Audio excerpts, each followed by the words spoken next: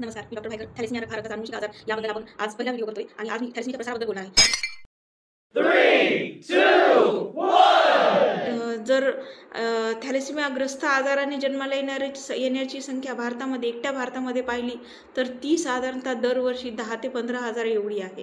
आजच्या घडीला संपूर्ण भारतामध्ये 2 ते 2.5 लाख किंवा त्यापेक्षा जास्तही असतील थॅलेसिमिया आजाराने ग्रस्त मुलं आहेत, ज्यांना वारंवार नियमित रक्तसंक्रमण करावं लागतं, सगळे औषधोपचार घ्यावे लागतात.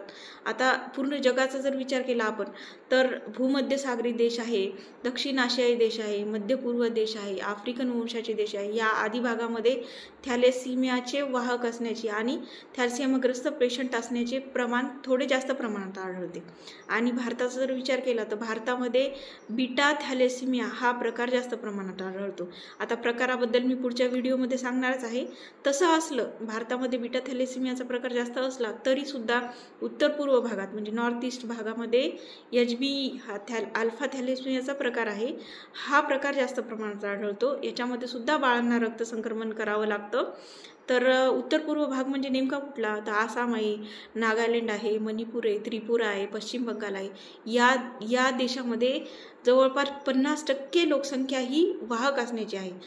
हा सगळा आकडा आपण पाहिला तर असं धक्का बसण्यासारखा आहे. आणि हे सगळा प्रसार थॅलेसिमियाग्रस्त पेशंटचा जन्म आपण 100% रोखू शकतो. याच्यासाठी कृपया तुम्हाला सगळ्यांना विनंती की मनापासून पुढचे व्हिडिओ एक व्हिडिओ बघत चला. धन्यवाद.